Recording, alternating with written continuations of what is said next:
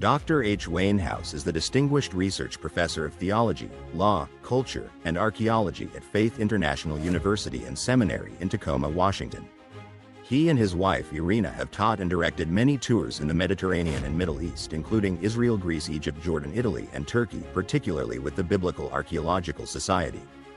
Dr. House has taught biblical and theological studies at several universities and seminaries during a teaching career of over 50 years and has written 150 articles and 50 books, including the Evangelical Dictionary of World Religions, The Jesus Who Never Lived, Exposing False Christs and Finding the Real Jesus, the Zondervan Handbook of Biblical Archaeology, Israel, the Land and the People, an Evangelical Affirmation of God's Promises. And editor of the Nelson NKJV Study Bible and Nelson New Illustrated Bible Commentary. Dr. House is the general editor of the Evangelical Exegetical Commentary Series, 44 volumes, with logos, Faith Life. It is the knowledge amassed from these experiences, along with the assistance of biblical scholars at a variety of universities and seminaries throughout the world, that provides the information contained in his latest project, the House Visual Study Bible Online.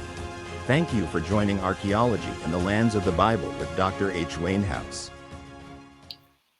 And here we are, time for fun and games again with Dr. H.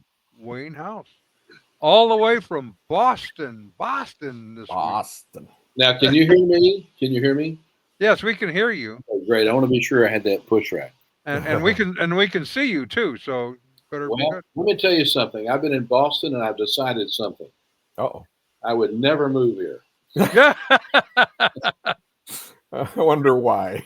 I won't even go into it. There are good things. Don't get me wrong. Paul Revere was here, but that's right. But generally speaking, this town is so busy, so big, and it's just this is not my kind of place. There you go. It's not your kind of town. Oh, that would be Chicago. That's okay. That's right. I'll spill the beans why. It's because it's too cold. Oh, very well. It does get cold out there. Northeast. Woo. But anyway, we'll be back this coming Friday back home. I'll be glad to be with everyone there. And I'm sure Rena will be too. Cool. But I love being with you. Well, that's even better. It's an exciting time every time I think about being on Tuesday night with you to talk about those things that relate to the biblical history and how they relate to the Bible. A lot of people have almost no access to this, and so this is really a good time for me, and I hope for you. Well, and we've had some interesting input. We've had some people who aren't with us when we're live, but they are watching it, and like what you're doing. So, what do you want to tell them before we bring up the PowerPoint images? What do you want? What do I want to tell you? I ask you first. Okay. I just want to be sure I understand. I don't like to step on people's toes or whatever. I have steel toes. I don't really care. Okay. There you go. Anyway, it's just that it's a place here. I'm with a number of scholars. I run into so many people. It's amazing. People that I've known throughout the last many years who are here and had a chance to visit with them and talk to them. And that's been interesting. It's also been interesting to see there's a change in this society. I used to be the president of this group, the Evangelical Theological Society, and there's a lot of things we try to do to really enforce the truth of the Scripture and to uphold the inerrancy of the scriptural text. And I've seen some unfortunate deviation from some of these things. Yeah.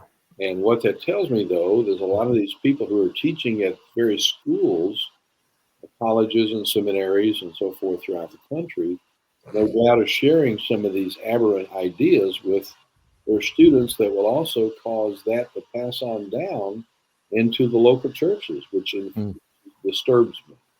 Yeah. We already have enough people already who have bent their knees to the woke culture, even within the pastoral line of the church. Wow. Right. Yeah. And now we see these guys who are probably, not all of them, don't get me wrong, but a number of them that are probably going to contribute to that negative aspect. That's bad. So that's why I'm giving a paper tomorrow to try to counteract some of that. And so, anyway, that just gives you a few of my thoughts as we move through this. But the fact is, we're going to talk about the Bible and archaeology, and I'm not going to say anything until I see my slides coming up to be sure that we got that straight. But okay. So now you're going to put. Now the onus is on me. I see how that is. What time will you be giving your lecture tomorrow so we can all be in prayer for you? 9:30 in the morning here Pacific time. All right. I said that wrong. I said that wrong. That's Eastern, right? Eastern time zone. Eastern time. Yeah, Eastern time zone. Yeah. Early So in it'd the be 8:30 our time. Yep. Yeah, 8:30 your time. Yeah, 7:30 Mountain over there for Colorado. Irene and I went to listen to some today, and a couple of the people that were giving presentations have just absolutely, they've gone to the fact that Eve had nothing to do with the human race, and the buying into to the evolutionary perspectives, and just so many things. And I'm thinking this doesn't even sound like the same society I was involved in so heavily for so many years, and particularly the new president. A lot of things have changed. So trying to decide, how do I really focus on this and make a difference if I can. So you can keep that in prayer. Listen, we're going to look at some stuff on the Messiah. Is that what we're doing tonight, or the Dead Sea Scrolls? Dead Sea Scrolls, Qumran community, and the concept of Messiah in Qumran and the Bible. There you go. It's interesting. I try to think, what can I talk about that would be interesting to the people listening, but also what kinds of information would make a difference in how they understand Scripture and how they understand the ancient world. So that's what we're trying to pull together here. And I thought a study, we sort of deviated. We've been doing with various locations and throughout the Mediterranean, Middle East, and those places.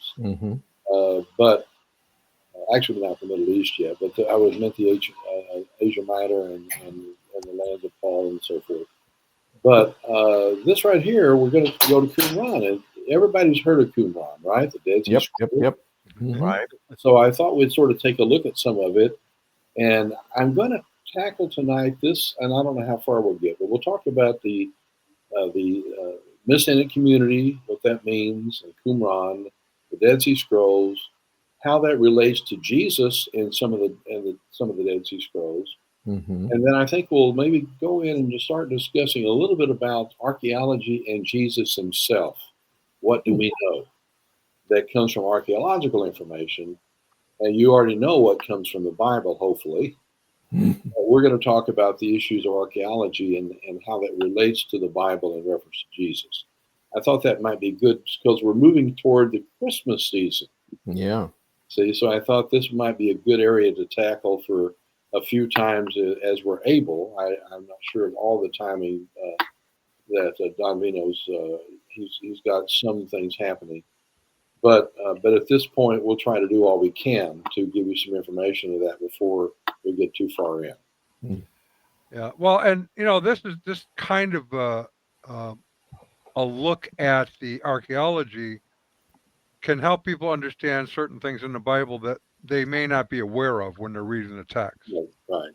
So, and as you know, I really love the Jewishness of the New Testament, and I think, unfortunately, too many pastors are unaware of that. So they miss some important elements in their telling the story. Yeah. So we're gonna fill in some of those holes tonight. All right. Good to know. Early understanding of the Messiah among the Jewish people. What were these people thinking? They didn't, they had no direct knowledge at this juncture about the person that was going to be walking in their presence. But they knew that Messiah was sometimes coming. And of course, I think about us sometimes looking for the coming of the Lord for us in the future times. And we don't know when that is, and we'll not get into that subject theologically right now. I mean, there's so much to say. But the fact is, what was the anticipation? That's what we're going to talk about. Early understanding. Messianic Judaism And much of that has to do with what we call Qumran, and also the words Essene community, and I'll talk about what all that means. Mm. So here's what you're getting: a look at the desert at the point where you Mhm. some of the Qumranic community is found. By the way, the Essenes that I mentioned a moment ago, who make up the Qumran community, also had a portion of the city of Jerusalem at the time. Mm. It's also Essene, and also up into Assyria. Excuse me, up into Syria, Hmm. were Essenes who were involved. So it Wow. wasn't all just at the Dead Sea. It was the Essenes moved to a variety of different places there and held their viewpoints. Wow. So you can see here the little star that gives you perspective. So we'll hold on to that for just for a moment, Mm-hmm. because you have an indication here of the location of Qumran in the area of Israel.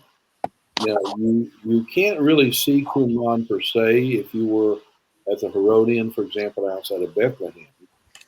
But you notice here we have an indication of the mountains. And what's throwing me off here as I'm looking at this a little bit is the water that's there.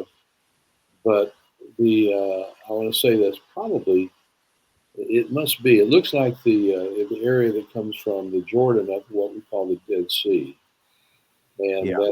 that should be it.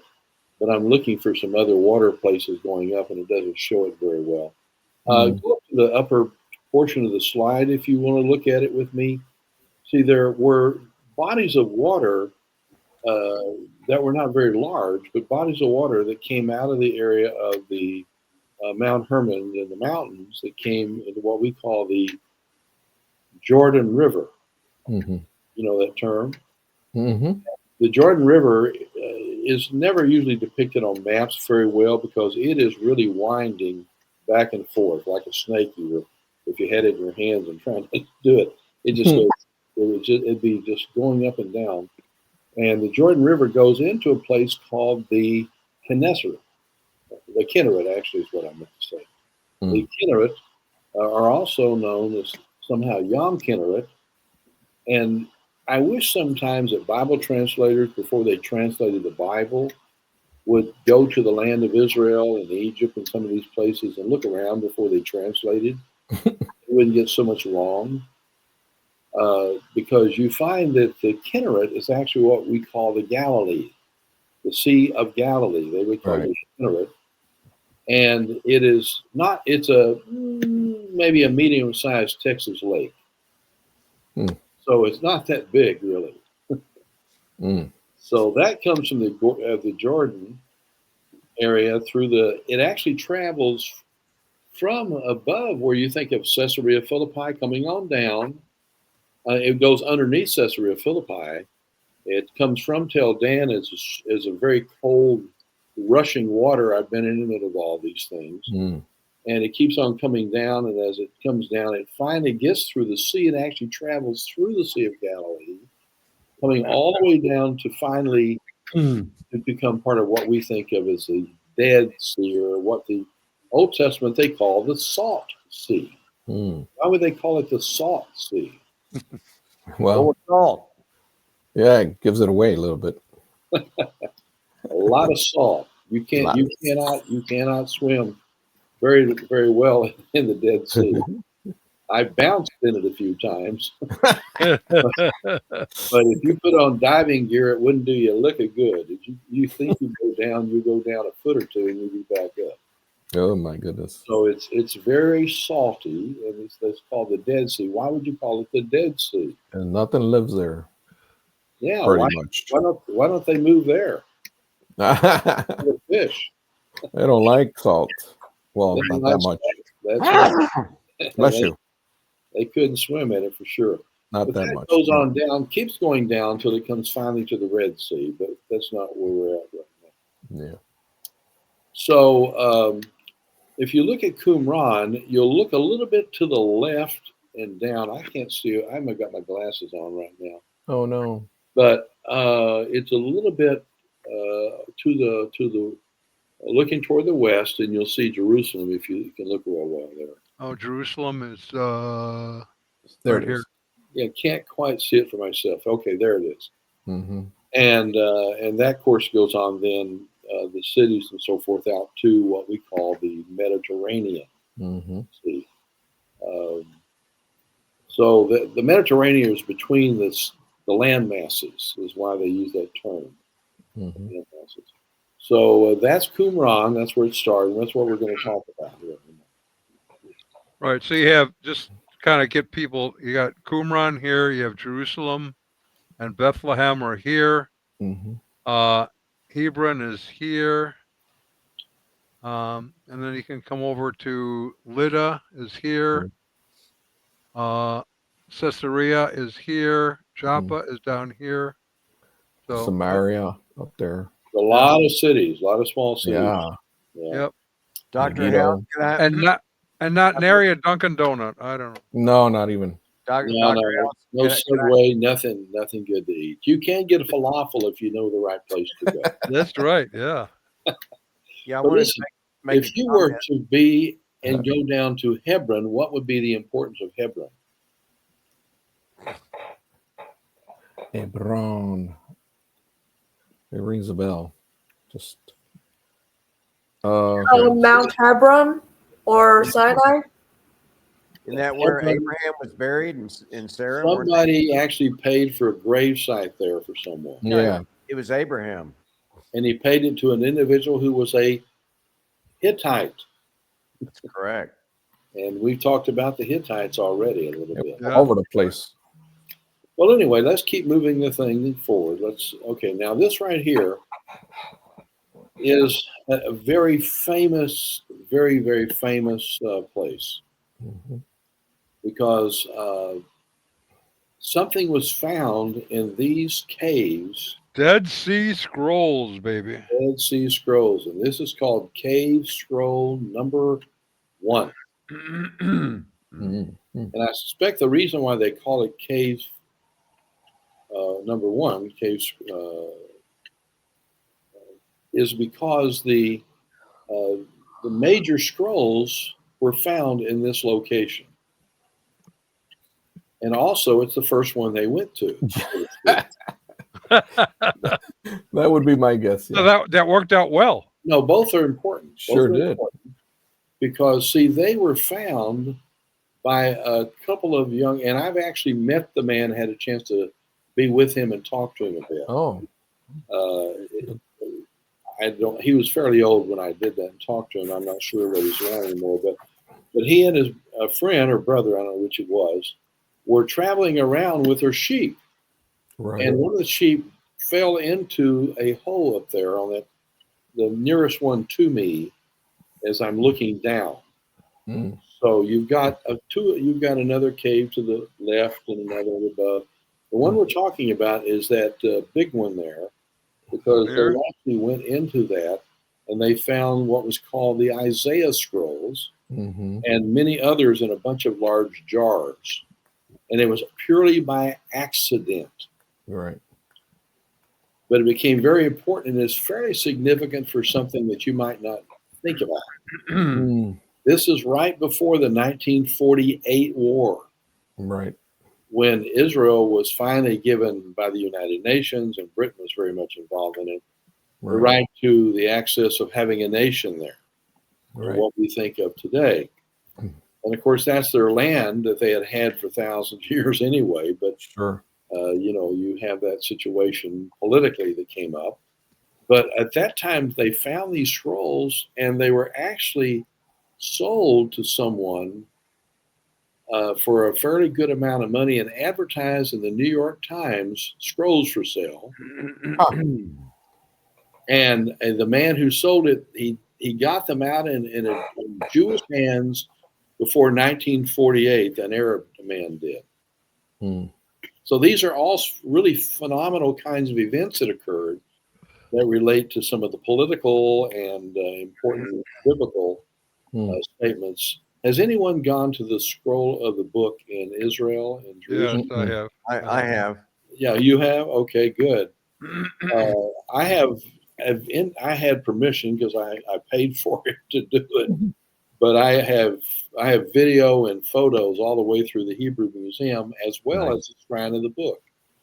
I have actually shots of all the stuff and talking about it. One of these days I'll get that out, but of the various scrolls that are laid there. So it's a great place. Cave 1, you remember that, and that's where the Isaiah scroll was found. That's very important. So you spoke with the actual when they were youth at the time. They were young kids at the time, right? No, I spoke to him when he was I don't know, probably 80 years old. Right. But I'm saying at that time when they found it, they were very young. Oh, yes, they were very young men. They were looking for their sheep that they were young Arab shepherd boys. Yeah. Looking for their sheep, and lo and behold, they heard noise down there, and they were going to get their sheep, and what they found was a treasure. Right. That was pretty good. That was pretty cool. Great story. Awesome. And others, not that has been the most spectacular, probably, of all the scrolls that have been found. But there have been many other scrolls found throughout the Qumranic area. Mm-hmm. Yeah. And the reason why they would be found in the Qumran area is because that's where you had Essenes who copied scripture. Right. In what we call, Qumran. So, but people hadn't followed the history textbooks, hadn't taught them that much in Arab school. It's all by accident. Yeah. That's an example looking down on the community itself, not actually inside you'd have to look very carefully to see Cave 1 about at an angle. It's right around there, yeah. Yeah, there it is right there. That's the area. And so these are very deep areas of travel. Matter of fact, a man who was a very famous Arab archaeologist, he also said that, excuse me, I'm wrong on that. I think he's a Jewish archaeologist, and he has a great statement that I'll show you guys later. Then I don't want to divulge it right now. But in these areas of these hills there around Qumran and all that desert area, they have deep areas of walking with. So you think, though I walk in the valley of the shadow of death, I will fear no evil. David's probably referring to these low areas around the mountains here. They're very deep. Valley below. Yeah, you can see how deep they are, the crevices. Right. And so the story that this is a true story. The man who said something that I'm going to show you later, in which he says such a strong statement about the Bible and archaeology, was a famous archaeologist, and he knew, but even then it doesn't help always, that you want to make sure you're not in the low area of those particular gullies if there's certain portions of certain times of the land when you have massive movement of water through these. Oh, yeah. And if you go to Masada, for example, which is we'll probably look at that later sometime, but you have all these places around that have built-in movement where the water would move to go into caverns where they would build up water to live on, the people in Masada. And I say that because thunderstorms every year take place and the water comes down and just drenches the whole area here. And it's good not to be there when that's happening. Go to the high ground, huh? High ground. But people make mistakes. Even a talented and very knowledgeable archaeologist made a mistake. Wow. Nice. Another look at Qumran, but you can't see the Qumran Cave 1 because we're at a different angle, a little closer. But there's something important to tell you here about this particular site. Something modern. And that is, go ahead, please, tell me. Let's see. This picture's kind of small. It is small. These areas, for example, you have baptistries, as we would use our term today. They were called mikveh, and it's a plural form, mikveh, where people would be baptized at Qumran. They believed in baptism, as we would use the term. Right. There are places that were where they copied manuscripts. They did this day and night in these rooms and copied manuscripts. Very tediously, very carefully, to the point that there's almost no difference between the Qumran materials that predate the time of Christ 100 years and the later manuscripts that we used in seminary when I was in seminary, what was called the Masoretic text. 1,000 years earlier, they copied it in Qumran and they've compared the Masoretic text and the Qumran text, and there's virtually no distinction between them. They were so careful with what they did and what people did. So anyway, if you go up the area to that little look at that place at the top on that ledge. Oh, you mean that truck or whatever that is? That right What there. is that? What is that? Yeah, point that out really good, because this is an area my friend Randall Price. Anybody know him? Yeah, I met him last year. Okay, Randall Price. He actually, that's where he was doing some of his excavations several years ago when he found out in the, I don't know if it was the New York Times or somebody like that, but he was digging for some things, seeking to find out, was there anything going on at that point in Qumran? It looks blank, but they found a few examples of human usage of the area. So is that like a hut or a little covering? You mean the lands mass or a new covering? No, like, it's like a that tent little or something. thing.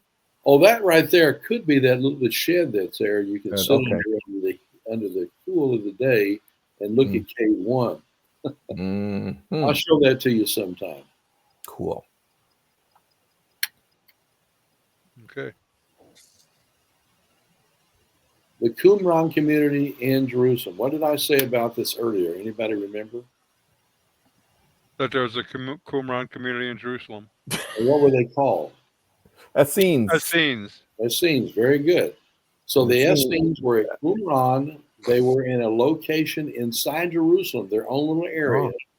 And they also had another area in Antioch in Syria. So they were not all hermits, as it were. Right. Off in Qumran. In Qumran, they have basically a practice that appears to not have children.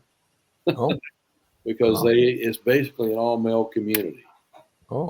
And so now there's a debate on that question. I'm not kind of sad that debate, but there is a debate. But it appears that they were largely did not have women there. If you go watch their film, if you go at Qumran, they'll tell you that John the Baptist came there. There's not a shred of evidence that's true, but it makes a story. And that John wandering around in the desert, came to Qumran, stayed a while, and left. when he found out there were no women, probably. John never had a woman. That's true. I'm out of here. Yeah, I'm done here. Yeah. He did eat locusts and wild honey, and no woman would cook that. That's true. So there you have it. I'm trying to make sure you understand the Bible and history. Gotcha. But anyway, so the Essenes had their own gate, even. Ooh. They had a gate in Jerusalem, and you find their area up there a little bit higher. Well, this is right here at the gate of the Essenes. Yeah, I can't. Okay, can you read that? Well, I can. Right on the right here, I have Hinnom Valley as number 1, which is here. Gate of the Essenes is right here. Okay. Bethso. I'm not sure what Bethso is, but that is. I can't read that. My eyesight. I just need my glasses. Okay. This right here is Bethso, whatever that is. Looks like a little building of some kind. Herodian Street is right here. So they come in the Essenes Gate on Herodian Street. Then you have a sewage channel. Well, that's horrible. 5. That's all in Jerusalem, but there's connection there to the. Yeah. See, if it was me, I'd change the channel, but. Okay. Well, let's keep moving. Okay. I want to move into some really important stuff here soon, but I want to give you some background to what's going on here. This is just community again. It's a scene. That's the point to realize. Now, if you're going to find out in a few minutes that the Essenes and Jesus held many points in common. You're also going to be surprised, and this is not about the Essenes specifically, but because we think about the Pharisees as all being bad guys, but Jesus one time said, "You should do what they say and not what they do." Right. Remember that statement? Oh yeah. Because Jesus, theologically, and in many, many ways, not in every way, please understand, but in many ways, Jesus and the Pharisees, for example, were closer in their theology than we usually think about. And certainly not in any way hardly with the Sadducees, Oh yeah. but you're going to find also the Essenes and the Pharisees held some points in commonality. Sure. So these are things that help us to understand biblical text oftentimes if we recognize what's going on in the passage. Remember, Jesus said it's fine on certain points he says you need to follow the teachers. And he didn't mean in everything, but there are areas in which they were accurate. And so, anyway, keep moving. Okay. So we have. By the way, the city of David is not the whole of Jerusalem, is it? No. It's that section there. There's a well, yeah. I don't know if you can see that there on that. Is that the? If you can read that, I can't.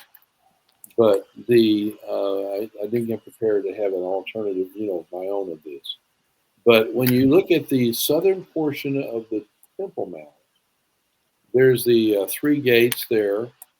Okay. Although they're basically because of the Islamic Right. mosque that was put in. You can't go in the same way that people would have done in the days of Jesus. They would have actually walked down and up on the Temple Mount. Right. There's also a place they would have actually paid their tribute before they got into the temple. But that's another story. And then you have 31 mikveh or baptismal pools to the southern wall of Temple Mount as you move across the street. Matter of fact, we've now found, I shouldn't say I didn't, but I know scholars have found, and I've climbed those most of the steps. Actually, from the pool of Siloam at the bottom of the area that we call the city of David, and I'll talk more Right. about it. It's right here. All Pool the of way Siloam is here. up to the mikveh that we see in the southern area of the temple. Cool. So let's look at this just a moment. Is you say the pool of Siloam there? Yeah, it's on the corner, bottom. It's on the corner. At the bottom. Yeah. There's something special happened at the pool of Siloam. Two things: one in the life of Christ, and one in the days of David. The life of Christ.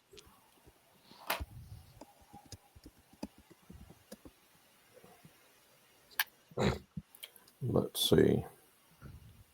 Surely someone knows. I don't. Didn't Jesus heal a cripple at the pool of Siloam? It was a blind man. He healed a blind guy. He had a blind man. Blind man, John chapter 9. Jesus healed him. Right. By the way, you have also Solomon, who came riding on a donkey Oh, okay. to the pool of Siloam down the hill that goes from the Temple Mount. It's going deep. It goes, it gets lower and lower and lower, as you go down. And so Solomon was declared king of Israel. Mm-hmm.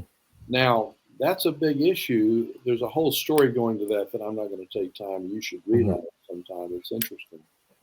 But why was he on a donkey instead of a big charger horse? Well, that was a prophecy. Symbol of peace. It was a symbol of peace. We're talking about Solomon now, not Jesus. Oh. Symbol of peace. Symbol of peace. And that's an important figure, isn't it? Yeah. What was Solomon largely? I don't know if he was a warring king. He was there was a peaceful kingdom. It was prosperous. It was more of a builder.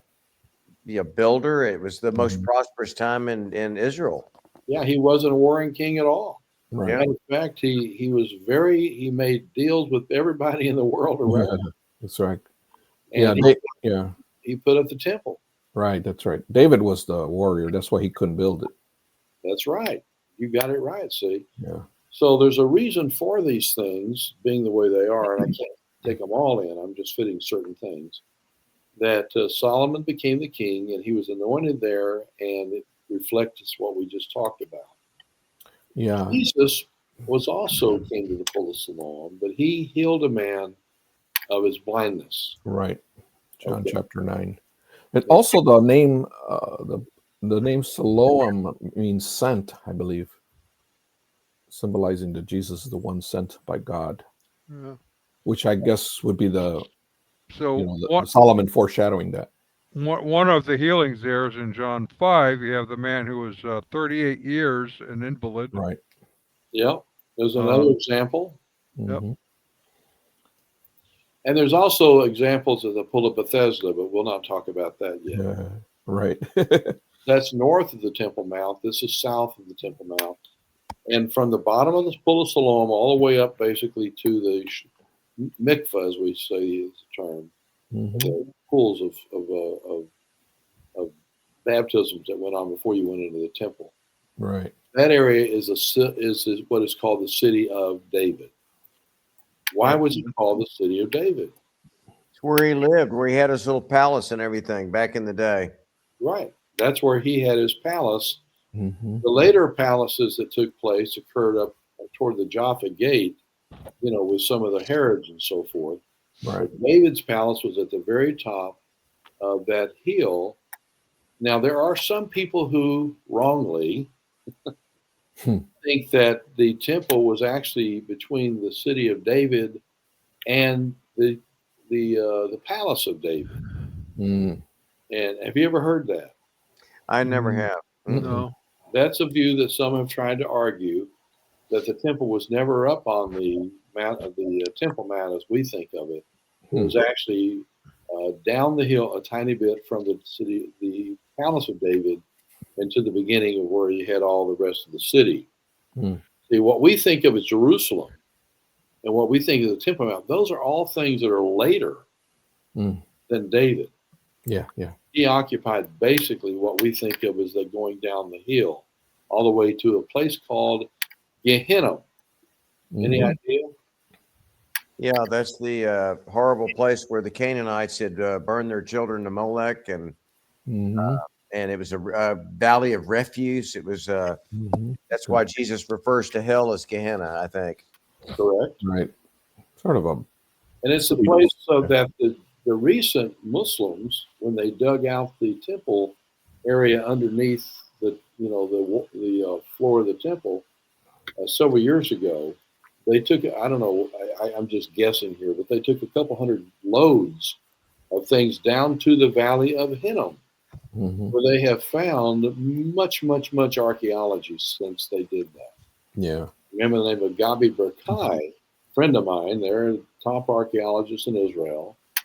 He set up a thing to find things, and they have found enormous, not enormous in big sense, I should say important kinds of archaeological materials that various kinds of jewelry and rings and amulets and all sorts of things down at that place at the bottom of. Well, let's keep moving then. Wasn't the pool supplied by Hezekiah's tunnel? Hezekiah's tunnel. The pool of Siloam?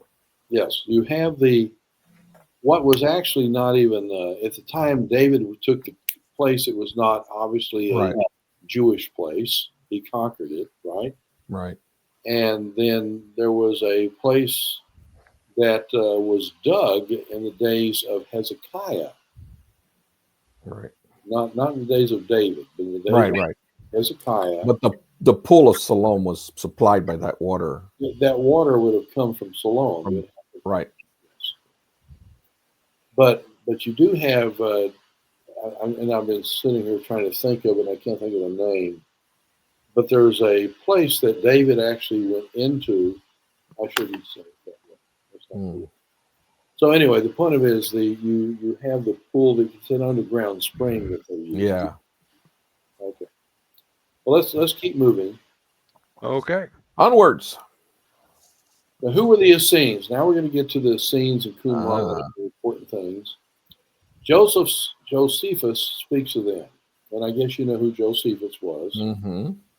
A very important person in the history of about not only the Israel and the Romans, but also Jesus.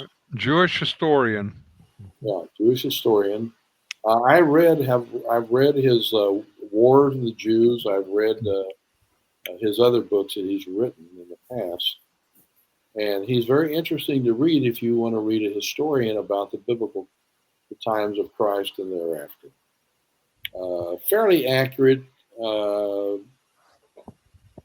I won't go into the whole question. There's a couple of issues in there, but most of it's pretty good.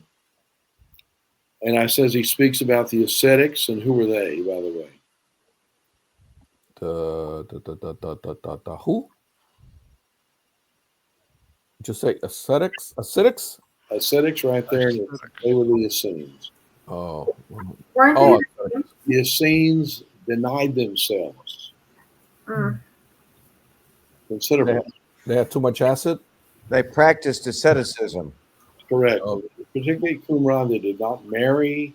There were no children. They did not eat much. They would not squander. I mean, they spent their days basically whatever small chores they did, and they spent the remainder of the days copying the Hebrew manuscripts. They were super minimalists. That's Yeah. correct. That's one way to put it. Yeah.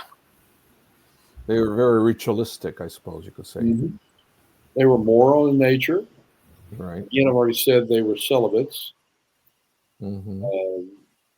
Now, they did live in various cities. We've already talked about that. Right. They avoided luxury, wealth, and political involvement. Okay. Yeah. Somebody's reading something else. Yes, I just found something.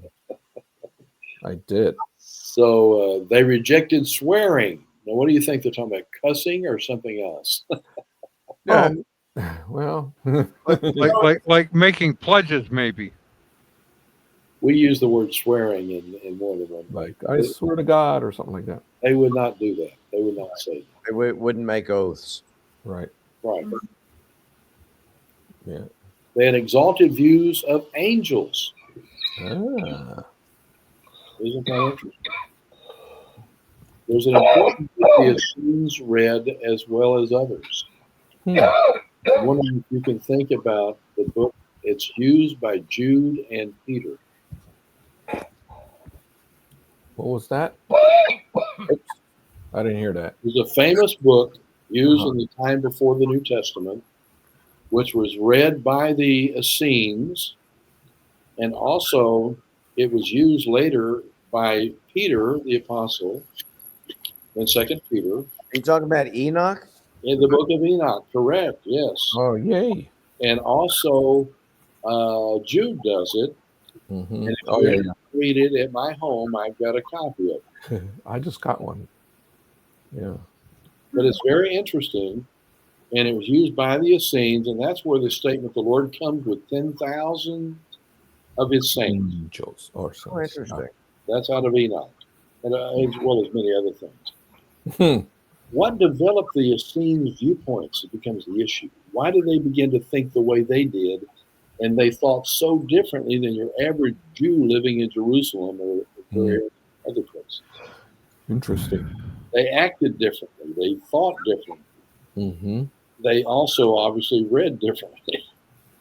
Yeah. So it's interesting what they have there in the Essene community. That's why it becomes so important for us as we understand not only the scripture they wrote, but also the other books they call the secular documents that they wrote. That gives us insight into their thinking. Interesting. I'm not a scholar in this area, but I have read quite a few of the books. And they're a fascinating group of people.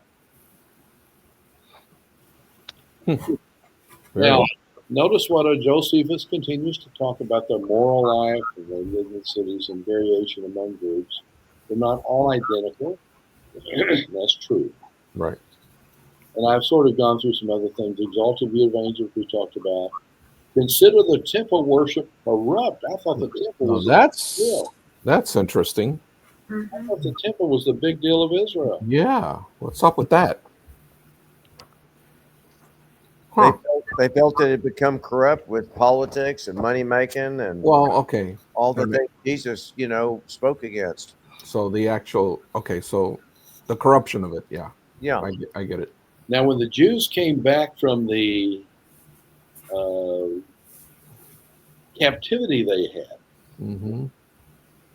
who was the people that brought them back? Was it Sennacherib? Was Yeah. it who was the person that brought? Are you talking about Cyrus? Yeah, I'm just having people to think with me. No, Sennacherib's not the guy. He's the one who took them. Right. Yeah. No, it was later on you find the Persian king, Right. who actually releases the Jews and they come back to the land. But the people later on who begin to take charge because of a guy by the name of Antiochus Epiphanes. Yes. He's the guy who was one of the 4 generals that took over the great, at that point, almost Greco-Roman Empire. Mm-hmm. After Alexander. Yeah. And Alexander died near India. Right. And so they took over, and the Antiochus king was probably the worst of the 4. Yeah. And he was trying to get the Jews to become non-Jews. Yeah. And so things took place there that becomes to be a problem. And gradually had a guy by the name of Judas Hasmonean. Does that help? Yeah, Judas Maccabeus. Mm-hmm. And what does Maccabeus mean? He's a hammer Right. Well, why did they call him a hammer? because he hammered people. Hammered his enemies. Faber, explain what that means. He hammered people. He hammered people. I mean that he gave them what for, we would say here in Texas. Who did he give what for? Whoever was oppressing them. Antiochus Epiphanes et al. I mean, he. Correct. The people that were basically soldiers and servants of Antiochus, and he actually did the first kind of. When I say they got hammered, I'm not saying they got drunk. Right. It's a different hammer. He drove the point home regularly. There you go. Right. And what you find with Antiochus is, his methodology of fighting was not sufficient to overcome what Judas did, because he developed another form of fighting the Greeks at that point. Yeah. Kind of guerrilla fighting. He was a guerrilla. Excellent. Yes. They fought a guerrilla warfare.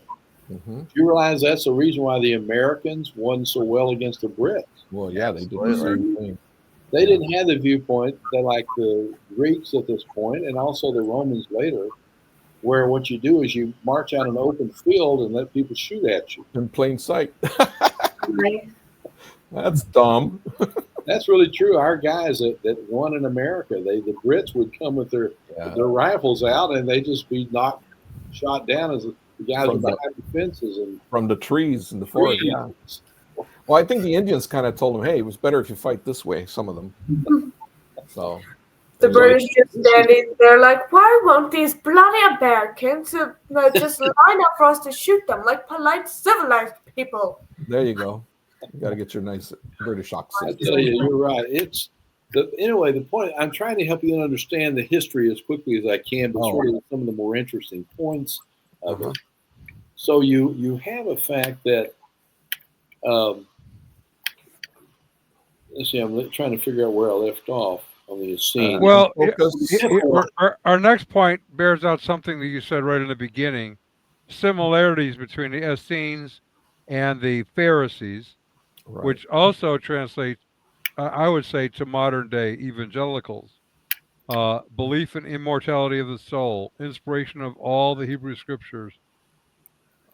This one I was unaware of, predestination. That's interesting. Predestination before Calvinism.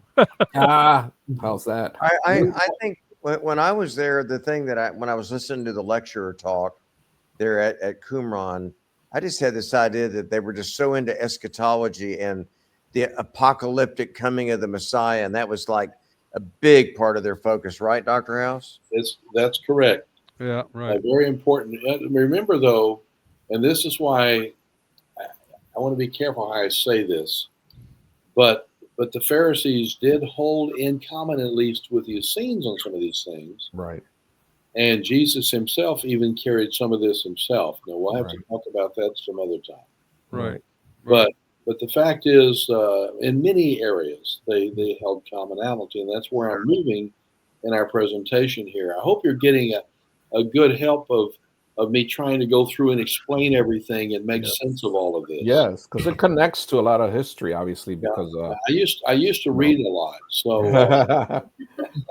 no way. yeah, I used to. Then I stopped reading. I couldn't figure it out. No. Speaking of that, Now you just Maccabean make revolt. stuff up. You just make stuff up. The Maccabean revolt, which was when you were talking about Antiochus. Yes. So then they So finally now, won. notice the last thing we have here: apocalyptic and messianic. Messianic. This is where we're going to for the rest of our talks, probably on this area. Apocalyptic means what, and what does messianic relate to all this? About the Messiah means revealed, I believe. Well, what's apocalyptic first? It's that which is revealed. The mystery that's revealed is what's apocalyptic. And see, they believe themselves to be, the Essenes believe themselves to be the sons of light who receive revelation from God by their faithfulness to reading scripture. And also people like Enoch, as I mentioned, and they developed a whole eschatology, a whole view of last things. Right. And Messiah becomes part of that. Isn't that interesting at this juncture, considering what's going on all the way through around Jerusalem? And we didn't cover the fact, why were they against the temple? Because a bunch of Sadducees from the Hasmoneans after the time of Antiochus took over the temple. The Pharisees did, and the Sadducees ran the temple.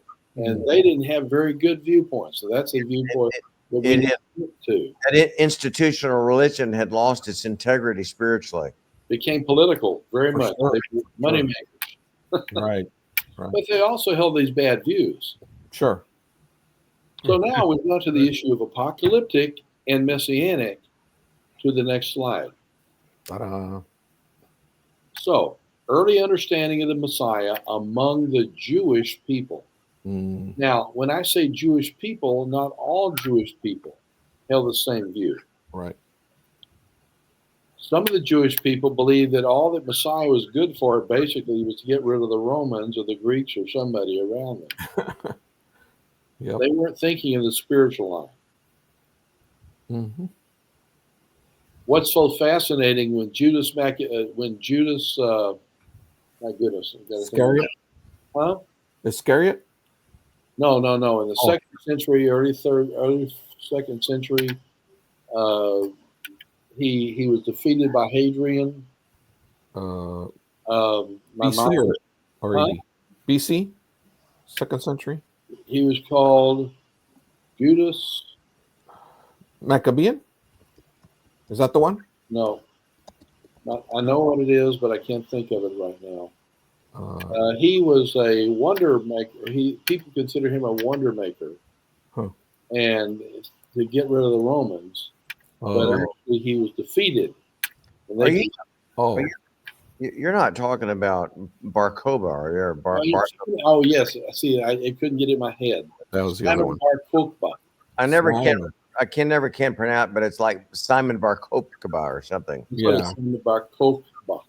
Yeah, Bar Kokhba. Yeah. Anyway, Simon came along saying he was Messiah, and people believed it. But they ended up putting him to death because he never could do any miracles to save them. Right. So that's sort of interesting how things go sometimes.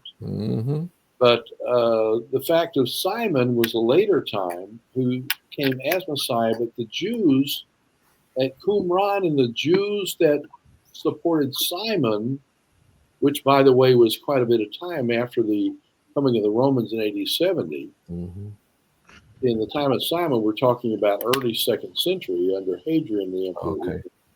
This is But later. you have this movement in Qumran that's quite different from the rest of the Jewish faith. Hmm. That's the point we're trying to make here. Mm-hmm.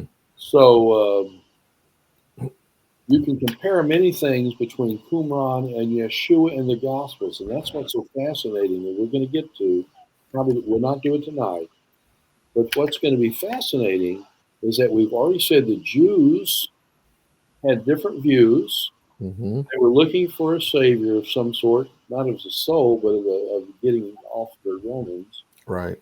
The people at Qumran had very little to do with that whatsoever. Right. And you find that when you get to the comparison of what happens in the 2nd and 1st century, the Qumran people had the more correct understanding of Messiah than did your average people. Hmm.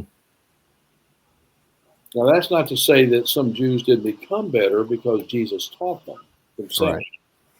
But before Jesus did this, it's the people at Qumran, the Essenes, who have their heads screwed on straight. Okay?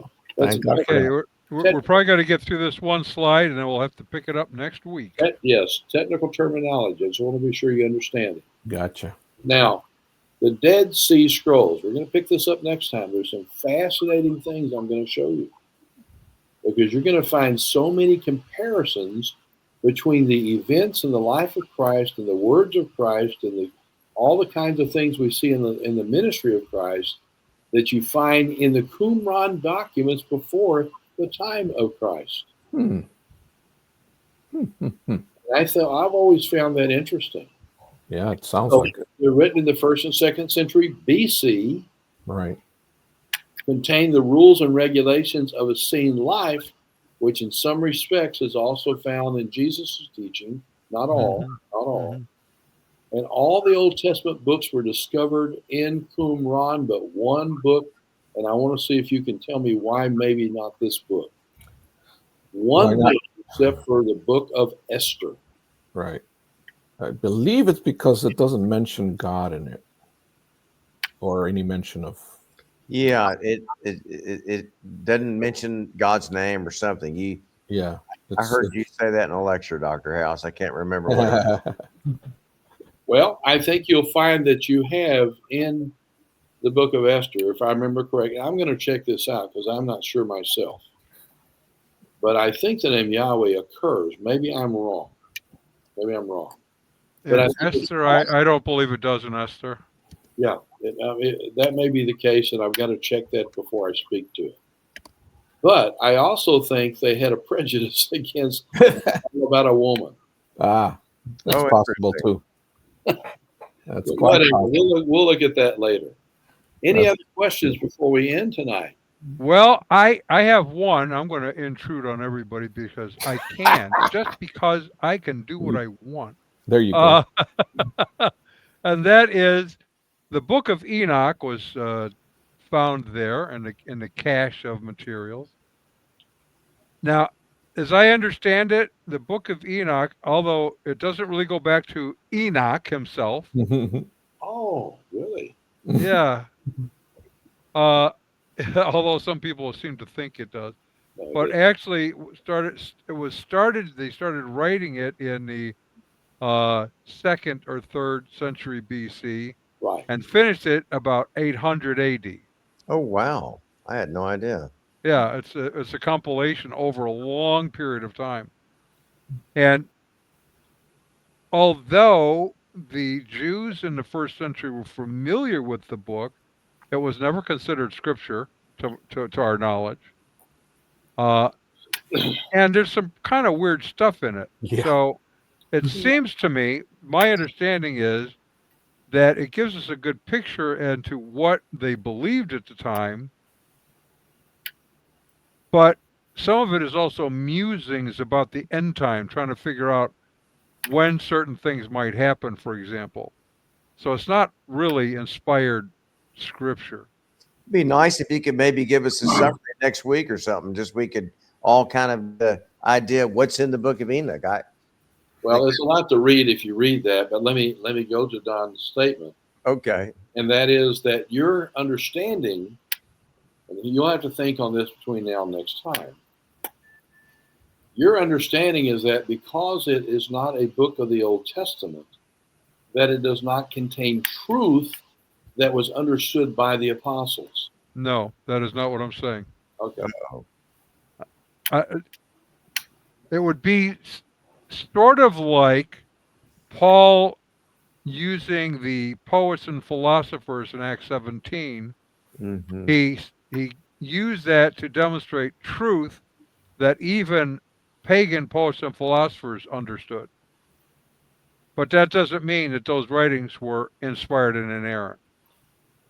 True. So I would say the Book of Enoch falls in that kind of a category. Yes. Sure. I'd say the portions that are not inspired by God in the Book of Enoch, in other words, the portions that are not accurate and understood and passed down. Remember, these things were passed down over generations. Right. And in the Book of Enoch, a couple of things, not just that thing, but a couple of things are found that are picked up by Jude and Second Peter and Luke scripts and given truth infirmity. And possibly alluded to by Jesus, at least at one area. Mm-hmm. Well, we'd have to look at that, but I'm not sure of that. Yeah. But I am sure of a couple of places, and so I think that that's important. Okay. Cool. All righty. Well, listen, I think everybody knows so much now that you'll be able to pass a test next week. More than what we knew yesterday. So, you take some time to. This is light reading, really. So you have a chance to get into this. Be sure to do so. Sounds cool.